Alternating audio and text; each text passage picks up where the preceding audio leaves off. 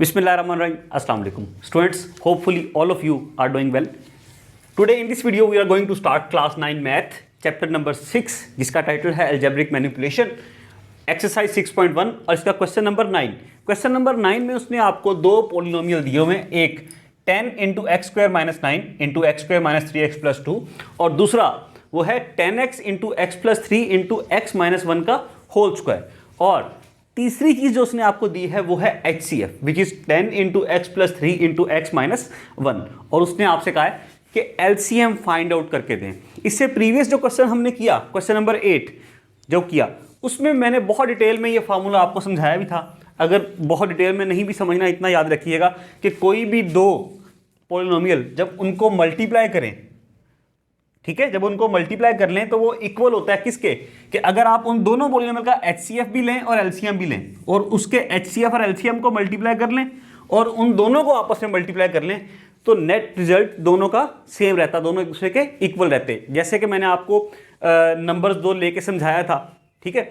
तो अगर कोई भी आप दो पॉलिनोमियल लें और उनको मल्टीप्लाई कर दें, जो आंसर आएगा वो किसके इक्वल होगा, कि अगर आप उन दोनों का HCF और LCM फाइंड करके उनको आपस में मल्टीप्लाई करते हैं, ठीक है. इसके HCF इन दोनों के और LCM को मल्टीप्लाई करें और इन दोनों को आपस में मल्टीप्लाई करें, ये एक दूसरे के इक्वल होता. ओके होगी बात. अच्छा, अब इसमें अगर आप देखें तो उसने आपको जो चीज़ दी हुई है और आपने फाइंड क्या करना है, देखिए इसको मैं यूँ राइट कर लेता हूँ. देखिए क्योंकि ये LCM multiply by HCF equals to P of x multiply by Q of x. एक पॉलिनोमियल ये, एक ये, इन दोनों को मल्टीप्लाई करें किसके इक्वल आएगा, इसके LCM मल्टीप्लाई बाय HCF के. अब LCM आपने निकालना है तो K इक्वल्स टू क्या होगा, P of x multiply by Q of x और चूंकि LCM निकालना है तो HCF यहाँ मल्टीप्लाई यहाँ आके क्या हो जाएगा स्टूडेंट्स, को डिवाइड हो जाएगा.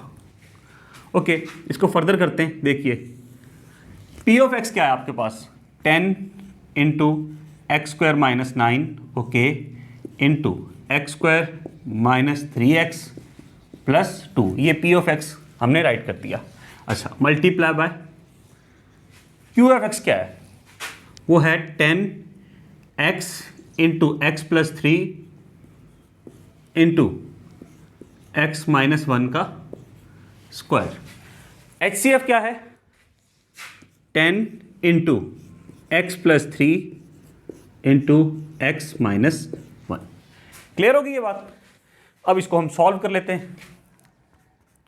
देखिए 10 वैसे का वैसे ही आ गया, एक्स स्क्वायर माइनस 9, देखें एक्स स्क्वायर माइनस 9 ये है एक्स का स्क्वायर, 9 को लिख सकता हूँ 3 का स्क्वायर जी, एक्स स्क्वायर माइनस 3 स्क्वायर. तो आपको पता है ए स्क्वायर माइनस बी स्क्वायर किसके इक्वल होता, ए प्लस बी इंटू ए माइनस बी. ए स्क्वायर माइनस बी स्क्वायर क्या होता, ए प्लस बी इंटू ए माइनस बी.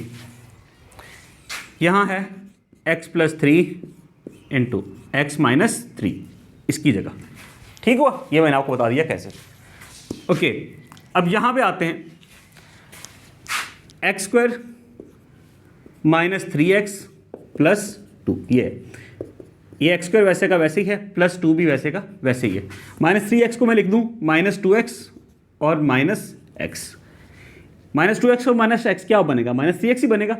और ये मिडिल टर्म मैंने ब्रेक की प्रीवियस क्लासेस में 7 में 8 में आप सीखते हैं मिडिल टर्म को ब्रेक करना. ये एक्सट्रीम टर्म है, इसके साथ कुछ नहीं है तो 1 है. 2 और 1 को मल्टीप्लाई करेंगे क्या आएगा 2. अब इसको 2 को ब्रेक करना है दो ऐसे नंबर्स में जिनको जब मल्टीप्लाई करें तो 2 आए और प्लस माइनस करें तो 3 आए. तो कौन कौन से दो नंबर्स हैं, 2 और 1. ये कुछ नहीं है तो 1x है, यूं ही है.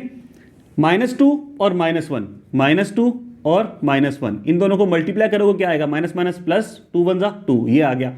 -2 और -1 इनको ऐड करोगे तो -3 बन जाएगा. ये बात समझ में आई, यही चीज़ हमने यहाँ पे की है. ओके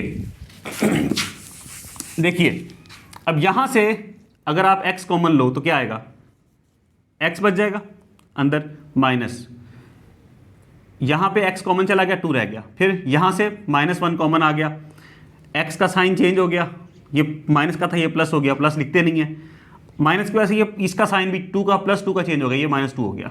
अच्छा, x -2 इसमें भी एक कॉमन आ गया, यहाँ क्या रह गया x और वहाँ क्या रह गया -1। इस एक्सप्रेशन की जगह मैं लिख सकता हूँ क्या, x -2 x -1।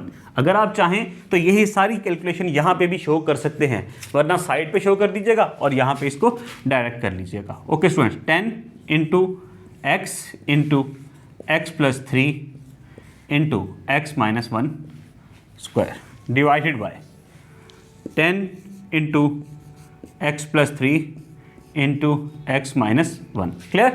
अच्छा, अब ये x + 3 यहाँ है, यहाँ भी है, चले ये x + 3 और ये x + 3 कैंसिल हो गए, ये 10 और ये 10 ये भी कैंसिल हो गए, ये x -1 और ये x -1 ये भी कैंसिल हो गए। ऐसे स्टूडेंट्स अब इसको हम आगे लेके चलते हैं, देखिए क्या करते हैं। ये कैलकुलेशन जो मैंने यहाँ शो की थी, अगर आप यहाँ करना चाहें तो भी ठीक है, वगरना इसको साइड पे करना चाहें तो साइड पे कर दीजिएगा, लेकिन शो ज़रूर कीजिएगा। ओके स्टूडेंट्स, इक्वल का साइन आ गया, क्या रह गया 10 okay into x + 3 into x -3 okay, फिर x -2 फिर x -1 स्क्वायर, ऐसा। अब देखिए 10 आ गया, इसके बाद सबसे पहले तो x -1 स्क्वायर लिख दो, -1, फिर -2 वाली टर्म लिख दो ओके, फिर x + 3 और x -3। लो हमारा आंसर आ गया, देखना अभी x -2 इंटू x -1 का स्क्वायर, x -2 और x + 3 इंटू x -3 क्या होगा, याद करो हमने x + 3 इंटू x -3 क्या बना, x² -9, तो इसकी जगह क्या राइट कर दिया x² -9। ये वही चीज़ है जैसे a + b into a - b, तो क्या होता है a² - b², तो x + 3 इंटू x -3 क्या होगा, ये आपका a ये b, a² - b², x² - 3 का स्क्वायर 9, x² - 9। क्लियर हुई ये बात? तो इसके साथ ही स्टूडेंट्स ये हमारा इसका आंसर आ गया, ठीक है। इसके साथ ही ये क्वेश्चन नंबर 9 हमारा चैप्टर 6 एक्सरसाइज 6.1 का कंप्लीट हो गया। अब इंशाल्लाह अगली वीडियो में मुलाकात होगी। अल्लाह हाफिज़।